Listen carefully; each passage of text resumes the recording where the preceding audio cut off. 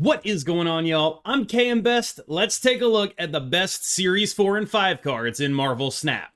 I have two warnings before we get started. The first is the tier list here is being used as a way for me to express myself. It's less a you must buy all the cards here, and more I want you to know why I think about each of these cards in the way that I do, and what the current metagame influences these tier lists like. So I really think of this more as a device for you learning about the game than it is a strict guide on how to buy. That said, if you follow it, it won't steer you wrong. Secondly, I'm making this tier list just before the release of one card that I think a lot of people expect to be game defining, and that is Mobius M. Mobius. I will not be rating him in this tier list because he is not out yet. But I will revisit this if Mobius changes a lot of how these cards are being evaluated, because as always, I'm evaluating these cards in their current context. If Mobius looks to be a huge context changer, I will update this tier list accordingly as soon as I absolutely can. If you are watching this after the release of Mobius and I haven't updated it, that doesn't necessarily mean that I won't, but I will try to get to it probably within the week if it does feel like it's going to be a very different metagame, and you should be able to find something in the pinned comment below. With that said, let's get on to the tier list. Let's jump into the tier list. First thing I'm going to do is I'm going to break down the tiers that I'm using here, and as always, it's less, S, S plus A, and a little bit more contextual because, again, the goal of this video is, as always, to leave you knowing more than you knew when you started, pending my ability to teach. But hopefully you will come away not just with an understanding for where you should invest, but also with why I think these cards are good and why it matters. So the tiers I've set up here, the top one is Elite Build-Around or Hyper Elite Flex card. So an example of an Elite Build-Around would be Loki. An example of a Hyper Elite Flex card would be Legion or Jeff. These are cards that, in the first case, are either the cards that Tier 1 Elite decks are built around, or the cards that are run as tech in so many Tier 1, High Tier 2 Elite decks. They are going to go in this tier. The next tier is, you're looking for an Elite Flex or a solid build-around, decks that are not going to be, the most incredible, but for example, I would think that something like MODOK or X-23 ends up either in here or the tier below, where they're not for the best decks in the world, but if you want to play that archetype, you kind of have to do that.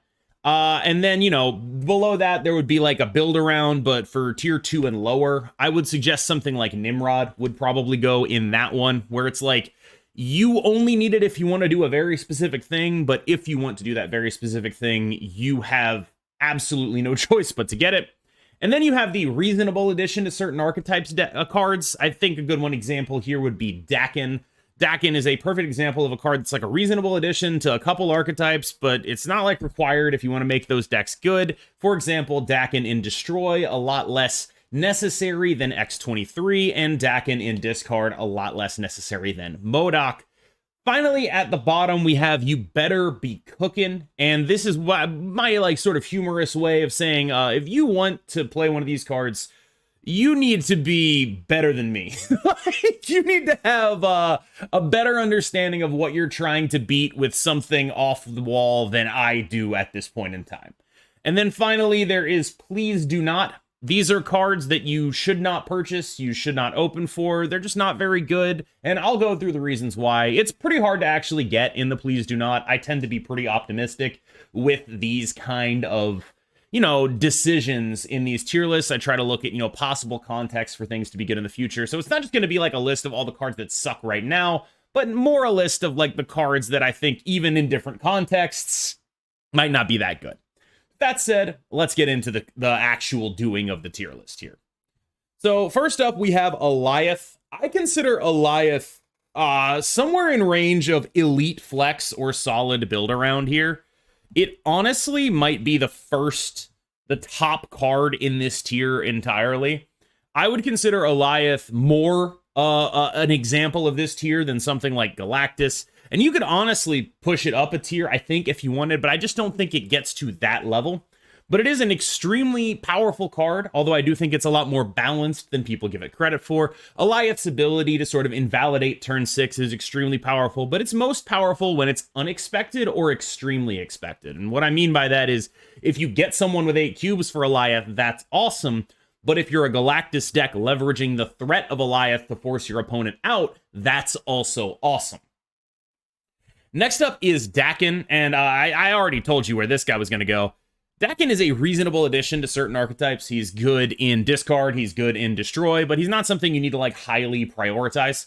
He's an okay to good card in those archetypes. I would, if I had access to him, I would be running him in those decks, right? Like, as I do. But it's not a card you're going to go out of your way for, especially not to the tune of 6,000 tokens most of the time. If you were a Battle Pass buyer, I think he's a solid Battle Pass card. Kind of the exact power level I would want from Battle Pass cards is Dakin here. But mostly he goes in those two decks, and he's a pretty solid role player in those decks. Next up is Darkhawk. And I'm going to be honest, I've never been lower on this card than I am right now. But that still puts it in build around, but for T2 and lower, where it's like, this is a card that very easily could come back into favor, and right now two things are holding it out of favor, and the first is Loki and the second is Wave.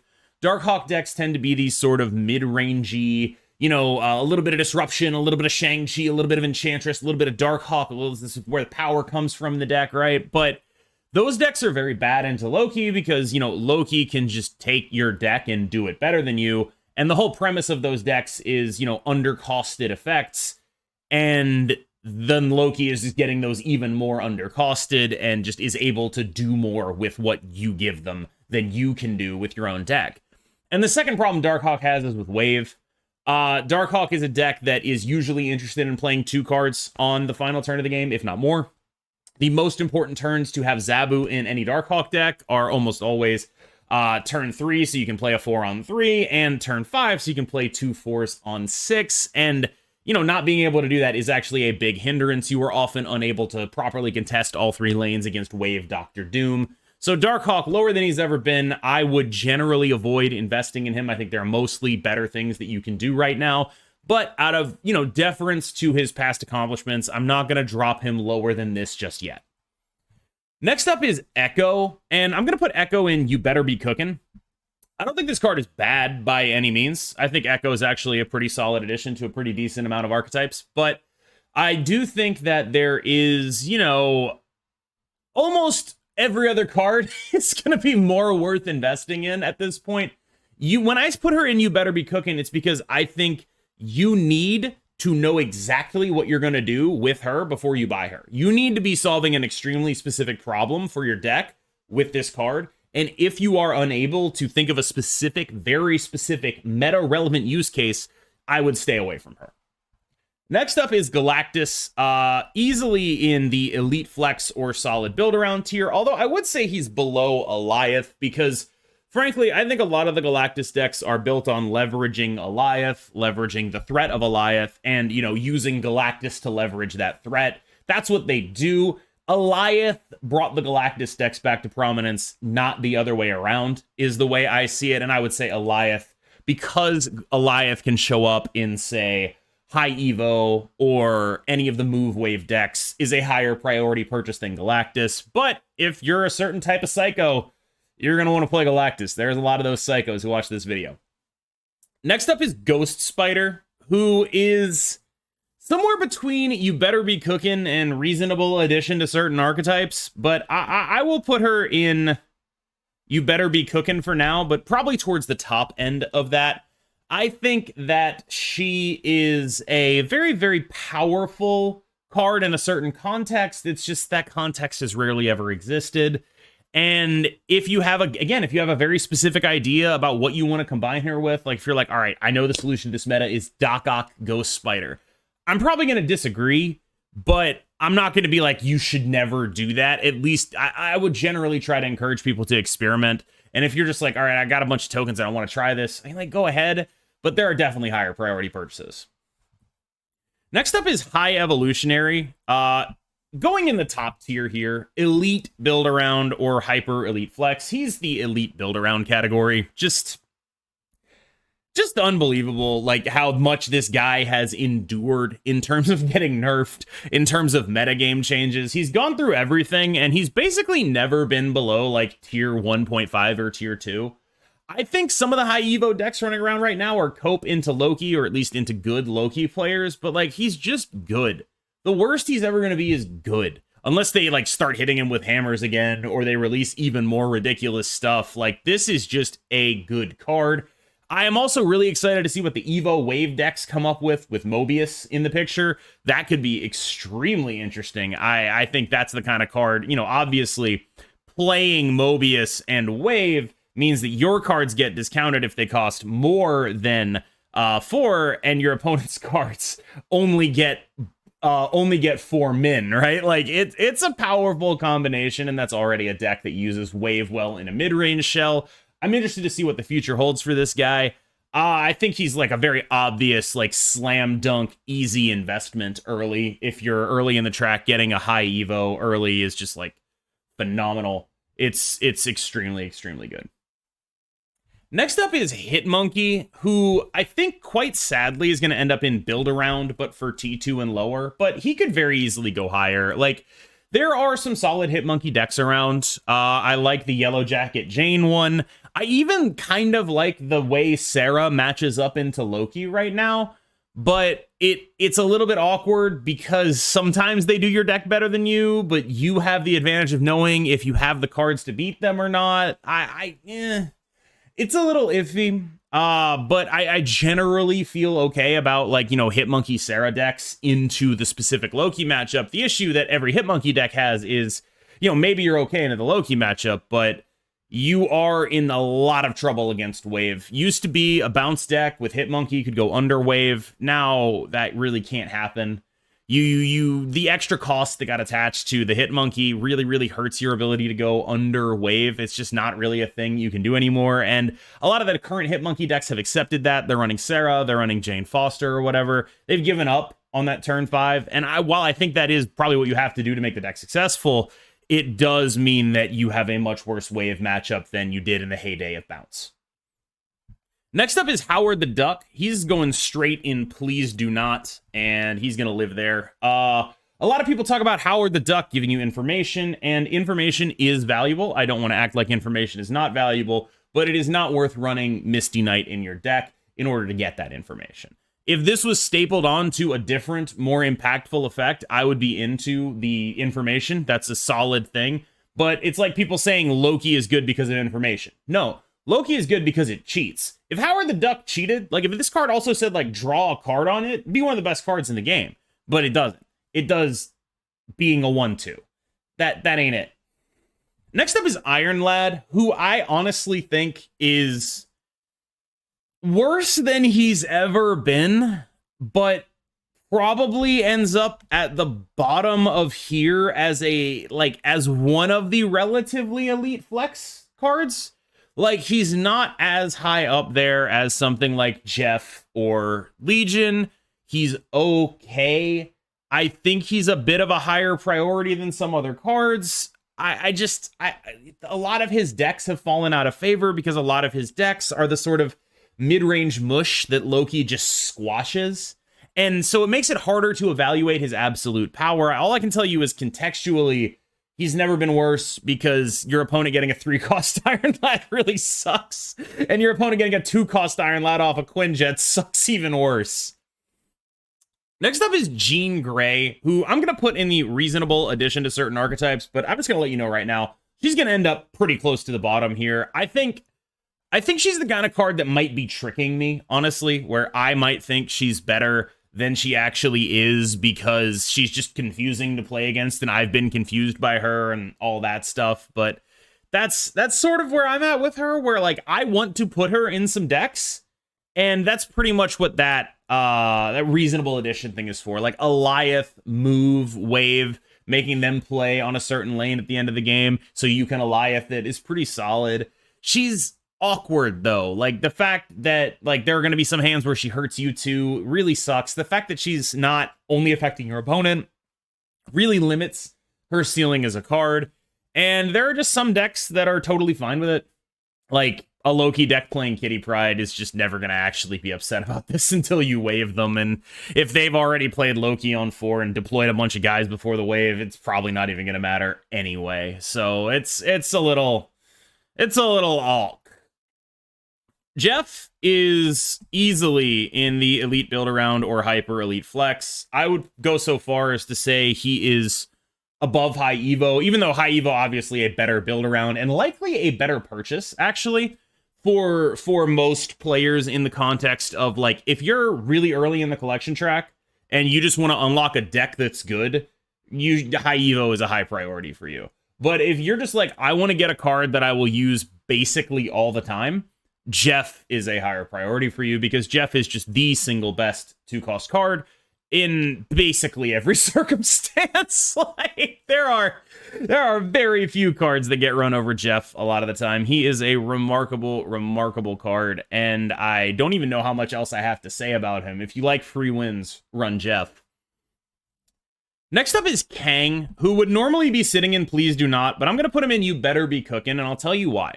Because I think that there is an actual use case for him now that previously did not exist, and that use case is specifically you are a Magic Evo She-Hulk deck, and you want to see if they blow up your Limbo on turn 6.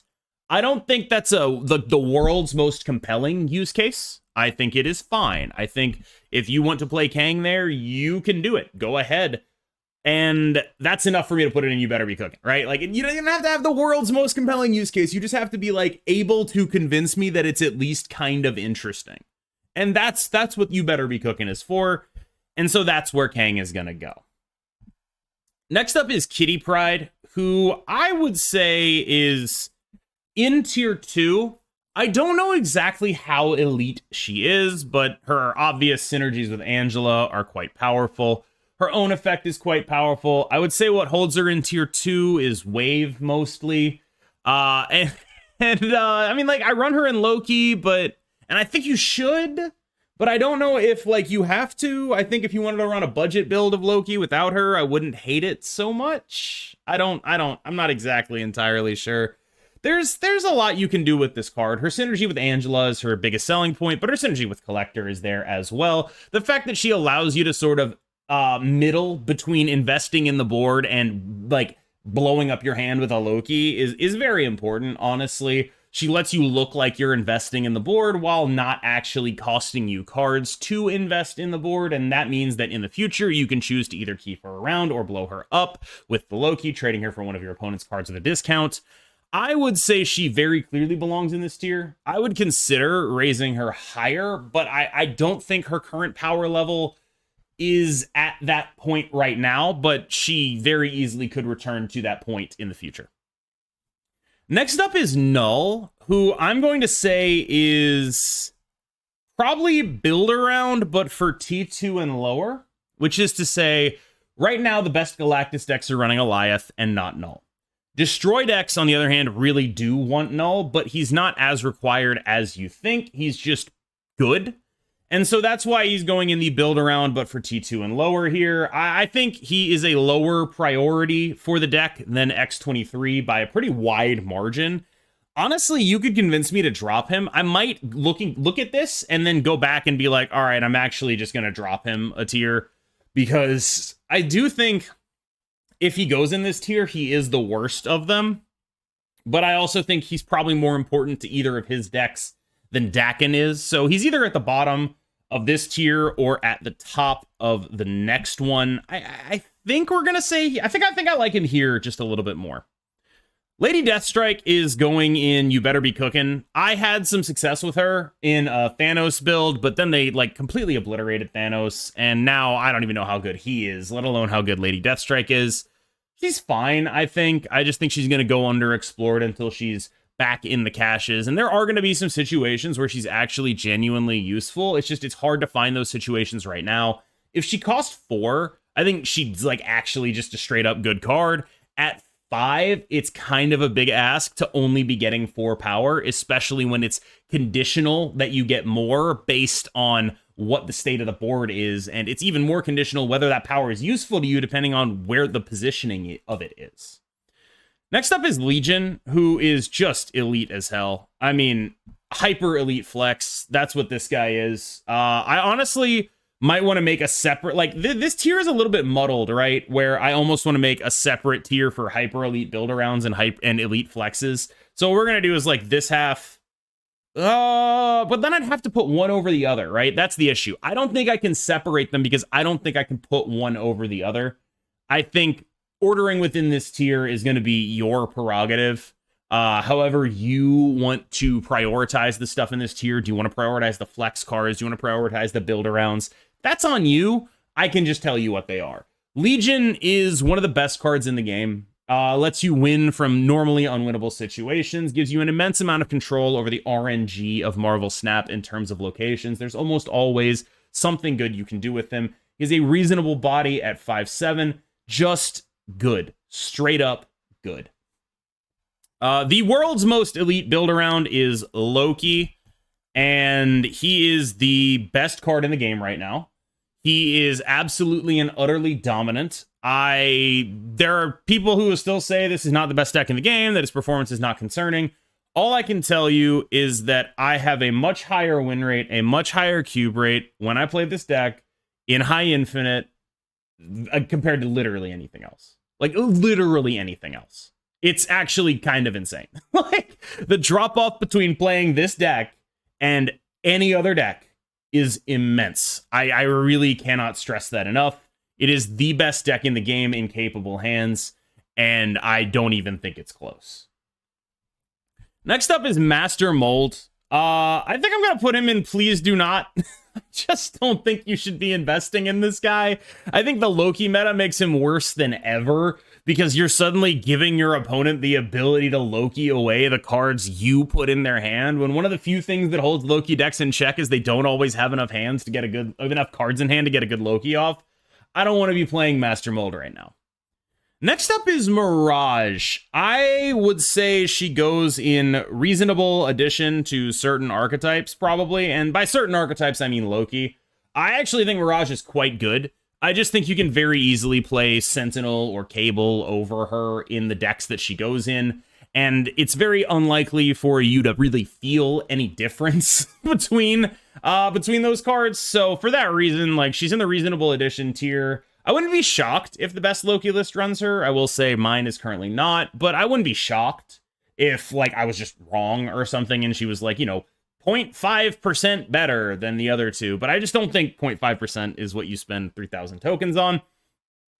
Next up is MODOK, who is gonna go in here. I honestly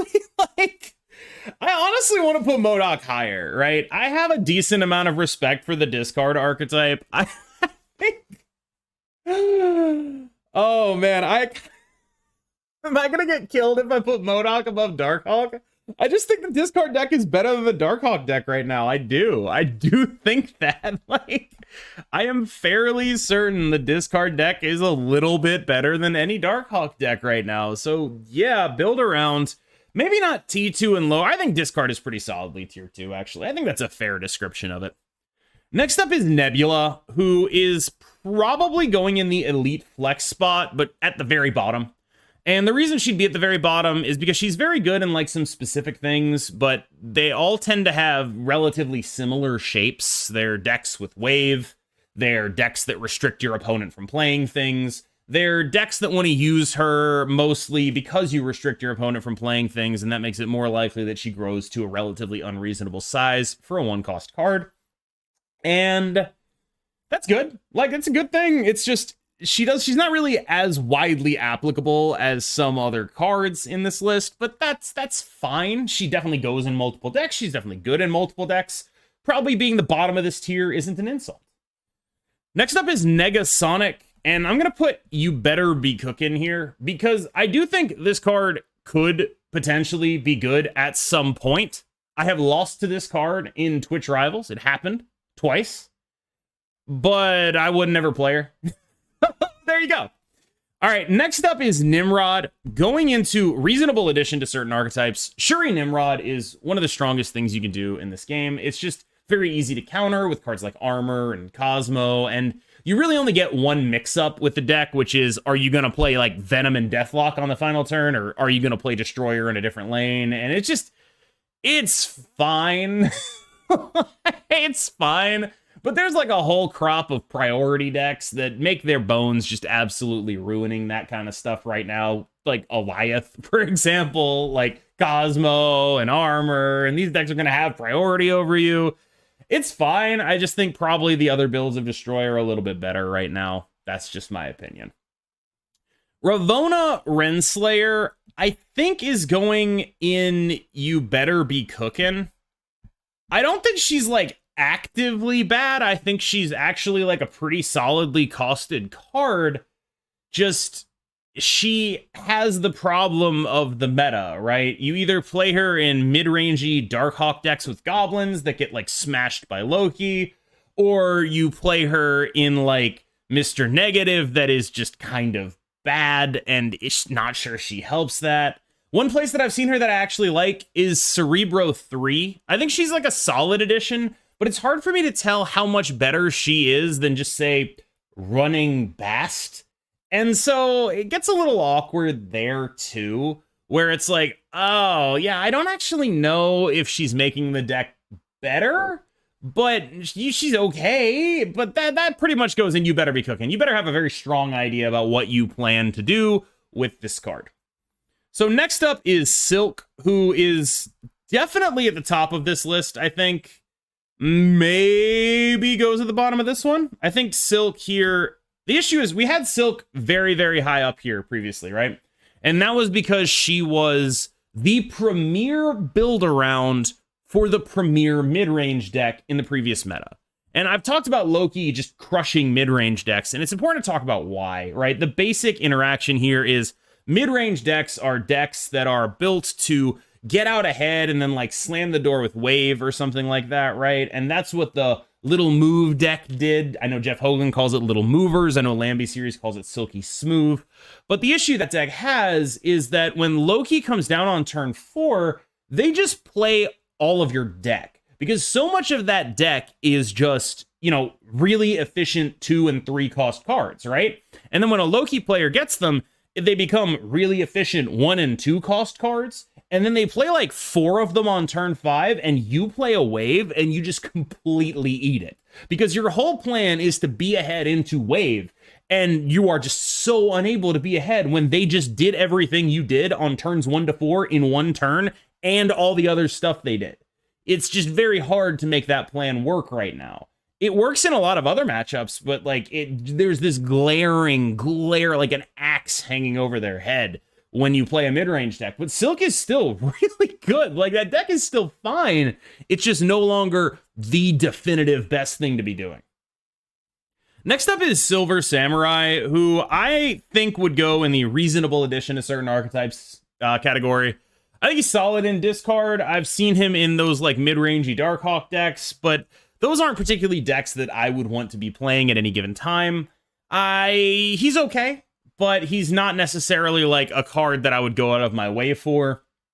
And again, he has the mid-range problem, right? He's a 4/5, he's not doing a ton, but if your opponent gets him off a Loki, he's a 3/5, he's ruining your life, right? It's a very awkward situation, but Silver Samurai is an okay card. I think if you wanted to drop him a tier, I'd be cool with that. The newly revamped Snowguard is going into tier 2, I would say. Probably here, honestly. She's not as good as Legion. Let's start there, because that's the obvious comparison. She's not as good as Legion, but she's a little bit more flexible. Let's talk about her limitations, though. So one thing I think a lot of people don't understand about Snowguard is she can't turn off locations until the end of the game. What I mean by that is if you play her expecting, say, a Nidavellir to be off when the scoring is tallied, that won't happen. The same goes for something like the Nexus or a Baxter building. It'll turn it off until turn 6 ends, but there's like a sort of extra step at the end of the game where scoring is tallied and all the locations that she turns off turn back on then. So you can't really get the same value that you can get out of Legion. The one place that she is good in terms of impacting things at the end of the game is on Limbo. she does turn that off, whether whether the Hawk is played on turn 5 or turn 6, it will be off. There will be no turn 7. Limbo will not be out here saying, yo, you got to go to a turn 7. By the time that like tallying up of the scores starts happening, that little extra step that I talked about, the game is already there. They can't add a turn 7 onto that. It's the same reason that like before they changed Magic to not work on turn 6, she wouldn't work in the Dark Dimension. She doesn't work in that, like, I guess we'll call it a cleanup step of the end game. She just doesn't do it. It's too late. Next up is Spider-Ham, who pretty much sucks now. I hate doing this, but like they really nerfed the crap out of this card. For the record, the JPEG being used here, it says 2/2. He's a 1/1 now, but it doesn't matter. They did a lot of damage to this guy, and it really sucks. I am a little bit sad about it. I wish he was still good. Next up is Spider-Man 2099. And I think this is the biggest example of when I say, like, it's actually pretty hard for you to get into the please do not tier. Because I'm putting him here. I'm putting him here. I like Spider-Man 2099 some of the time. I have seen Spider-Man 2099 played in High Infinite, and frankly, that's enough for me. He's not great. He's really, God, he's really close to please do not, actually. Yeah, no, I'm just gonna put him in please do not. He's at the top end of please do not. I'm sorry, I can't get around it. He's please do not. I want him to be good, but I don't think I have to ignore my bias here for how cool he is. Shout out to Miguel O'Hara. Next up is Stature. Reasonable addition to certain archetypes. I would say likely above Silver Samurai, but those archetypes, the archetypes specifically that Stature is good in are like mid-range slush, right? Like, just, here's my mid-range cards. They're good and strong, and usually I play Shang-Chi and Enchantress, and those decks kind of got run out of the meta by Loki. And by extension, Stature has seen a pretty significant drop-off. Next up is Stegron. I'm going to put him in You Better Be Cooking, because, I mean, like, a Stegron deck won a tournament. Like, it probably won't ever happen again, but I'll give him his due. He's not a card I would play. But it's one of those things where it's like, if you can come up with like a specific metagame scenario where Stegron would be very important, I will listen to you, and I do believe that it's possible that those scenarios exist. Oh boy. Okay, so we've gotten to probably the hardest card to rate here. Thanos is going here, but only because I said it was build around but for tier 2 and lower, and didn't specify how much lower we were talking about. God, I think so many Thanos decks are absolutely insane cope right now. Like, so many of these decks are just so bad now. Part of it is the absolutely horrible Loki matchup. Part of it is that the way they balanced Thanos was by increasing his variance. And, like, it's just... I do think it's mostly the Loki matchup, where it's just like Thanos' whole thing is, I'm going to get ahead by playing a bunch of stones and then play some 4s and some 5s and some 6s, right? And Loki is like, all right, man, that's cool. I'm going to invest in the board too, and then Loki you for 7, and then play all the cards that you are paying a fair rate for, all those big endgame swingers. I'm gonna play like 2 of them in one turn because of this Quinjet, right? I'm gonna play a Claw and a Devil Dinosaur on turn 6. Good luck, buddy. And that's like the major, that's I think the major thing holding Thanos back. Like, there probably would be something to him if there wasn't a Loki out here with like a 15 power collector or whatever, and also your cards at like a 2 energy discount. It's one of the matchups where I think actually for Loki, the Quinjet is quite important, because the 2 energy discount is the difference between playing 1 card on turn 6 and 2. But it's definitely like a very tough matchup for Thanos to overcome. And it's one of the most popular decks in the metagame, and I wouldn't really want them to try to overcome it. Next up is the Living Tribunal. Actually pretty solid here, I think. I think it goes squarely. Like, the first 3 of these, I think, are like, yeah, I think that's pretty fair, right? I don't think the Living Tribunal deck is particularly good. it took a major hit from Eliath. Like a major hit.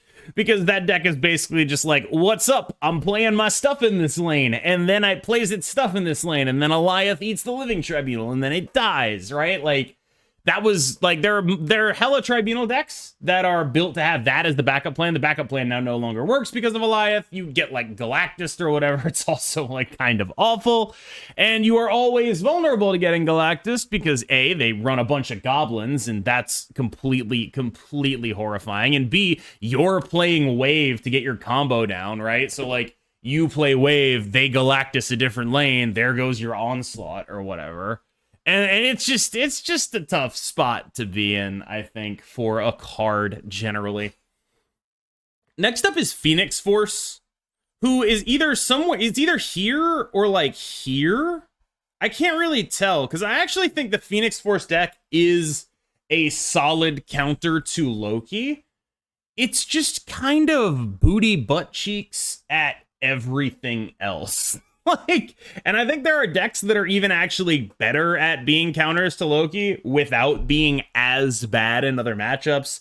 And once Loki put Cosmo in the deck, their ability to get priority, like, it's a little iffy, is all I'm going to say. So I'm going to put it in You Better Be Cooking, and we'll go from there. Next up is X23, and I think I might get, like, clown for this, but X23 is a much more impactful card than she gets credit for. Destroy was just not a deck. Like, I don't know another way to say that. Destroy absolutely sucked ass before X23 came out. Just was not even close to a reasonable deck. Was not the kind of, like, Deadpool Destroy, it was a joke. X23 comes out, and suddenly, it's a deck. It's not the best deck in the metagame, but it's a deck. It's a real, actual deck. And one card making that kind of difference is huge. It's a real, actual deck now. People forget because they just seem to think that, like, it was always a deck. It was not. This Deadpool Destroy sucked. It was trash. It was heinous anus. It was awful. And now it is a deck. Tier 1.5, tier 2-ish, a deck, right?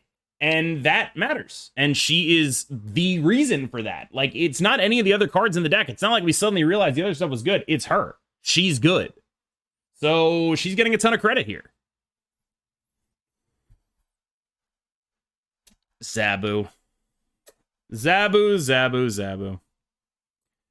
I will put him up here because while he is mostly played in Darkhawk lists, I think he deserves a nod above his running mate because of his ability to be played in Mr. Negative, because of his power in that archetype.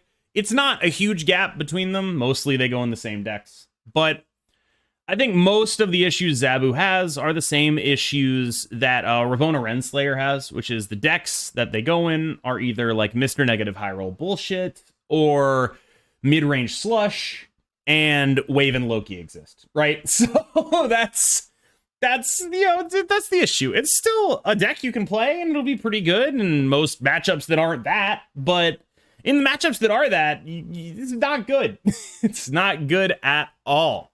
All right, y'all. I hope you enjoyed this look at my thoughts on the best Series 4 and 5 cards in Marvel Snap. As always, remember, it's like the Pirates Code. They're more guidelines than actual rules. You don't have to follow everything that I say to the letter. I encourage you to, be a free thinker. Tell me I got this crap wrong. I mean, obviously, again, always it would be better if you were just like, wow, Cam's so smart, he's a genius. But if I got something wrong, I would like to know if you think I'm wrong about things. And not just like, oh, you put this one a tier too low, but like the actual substance of what I was saying, I think, would be something I would prefer you to object on. But as always, thank you so much. I have been KM Best. I will see you in the next one.